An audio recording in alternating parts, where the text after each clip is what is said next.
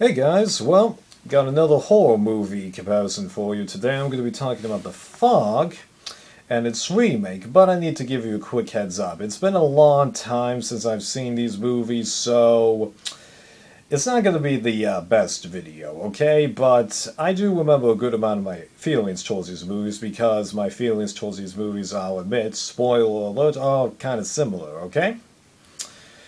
Alright, so starting off with John Carpenter's The Fog.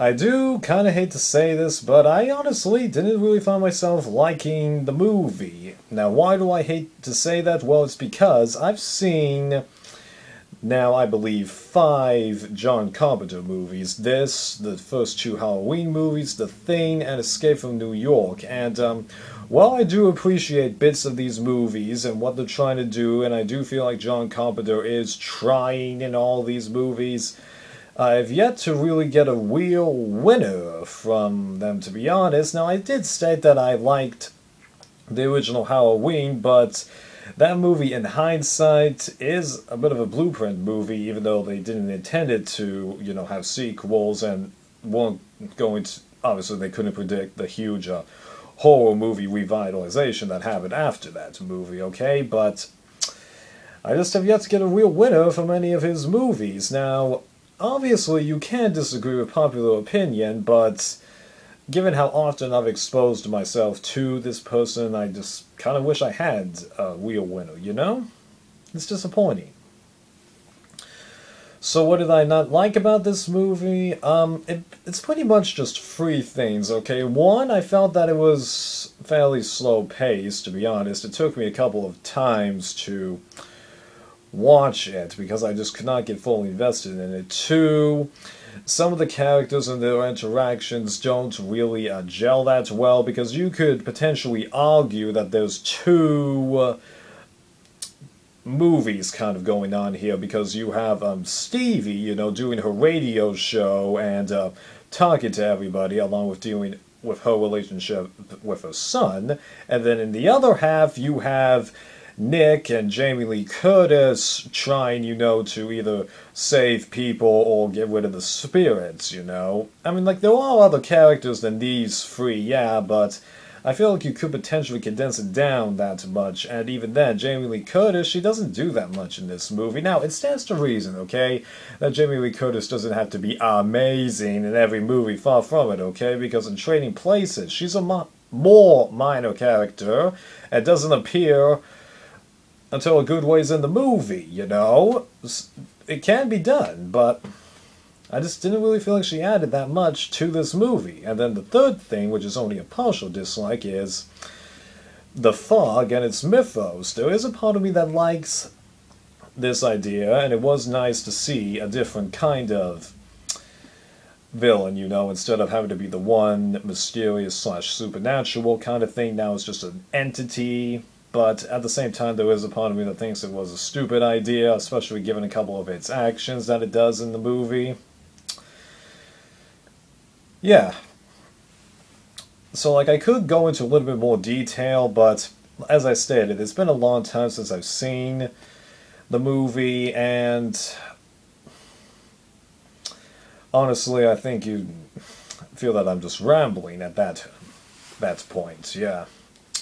That's not to say that there's stuff that I did like about the movie, because, Stevie's character, you would have figured that, the commentator person you would hate, and want to see killed off, kind of like all the reporter people that they include in various disaster movies. You know that they're just being stupid and probably going to get killed off in spectacular fashion, like that one guy in Day After Tomorrow, that gets hit by that flying billboard.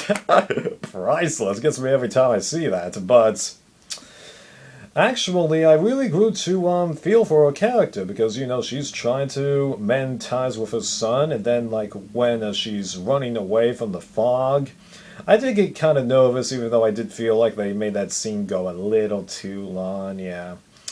And then how it was resolved, I'll admit that was very clever, although I think it was stupid how they killed the pastor when you feel like everything was, taken care of. They should have just killed him off then, or have him sacrifice himself. Yeah. So I'm gonna go to personal free critique because yeah, they were trying. Okay, they were trying. Okay, moving on to the remake. Um, Now I was able to appreciate a lot of more things that they were trying to do in this movie, but I'm gonna add a big but here. This is one case where the remake is very close to what the original was, despite having several differences in terms of the mythos, the characters' interactions with each other, their relationships, and then a few plot points that, while don't impact the huge overall story arc, they do make you feel differently towards the movie and recognize it as a different piece of work. But, like, had I not seen the original before I saw this, I strongly believe that I'd have a lot of criticisms pointing over that I have for the original to this movie. Likewise with the pacing, feeling like the characters don't do too much, or at least all of them. Yeah, but having seen the original, I was able to appreciate the mythos bits that they introduced in this movie a little bit more. I do feel like I got more Menace from the Fog, but of course knowing what it is does do that to you, you know? And I don't know if it was just the quality of the streaming bit that I saw this movie on, but it didn't really seem like they were showing the fog in clear detail most of the time, you know? I really don't know. But one thing that I did like better was all the main characters' interactions with each other, because here they have a Maggie Grace's character, Elizabeth, you know, have a connection to the town, and with Nick, so it just helps the trio aspect mean a lot more. And then, as I said, just the web of characters was done better here, I think, than the original. And I did appreciate how this movie was trying to be different with the scares, you know, like having a Stevie, I think it was, crash once, and then there's Maggie Grace's character falling into the fairly harmless pool, even though she has to really escape from there. Yeah, that was pretty interesting. And I do like how the mist was a lot more destructive in here, although I do feel like they could have toned down the killings a little bit, because, okay, I'm not necessarily against, you know, like, over-glorifying the violence, but I could tell that there was a big difference between the original and this one, just like there was a big difference between the 2004 Punisher and Punisher Warzone, yeah. So I'm not completely against it, but in this one case, And then one other thing that I had a problem with was just the ending. I mean, like, just... Really? Elizabeth being a modern incarnation of a past being? Come on, I really hate when movies do this because it makes no sense. What? You're saying that the spirit of one person that lived forever ago just stayed floating around and then suddenly puts themselves into a modern character? How does that happen? No. It doesn't make any sense. Like, I hated when they did this in the second Mummy movie with Brendan Fraser and whoever the other people are. And it's not a good bit that's done here, and just... yeah, just dumb, if you ask me.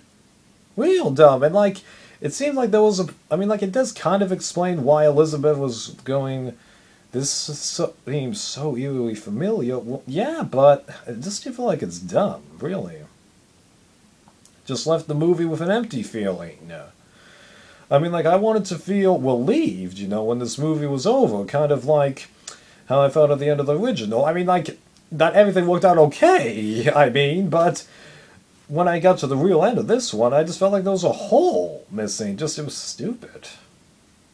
So, yeah. And that pretty much sums it up.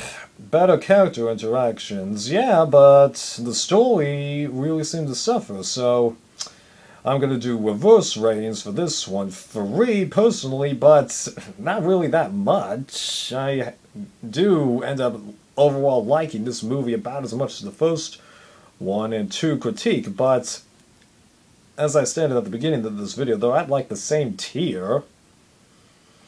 one of them's better at different stuff. You should be able to figure it out. Alright, that sums up this horror movie comparison. See you later.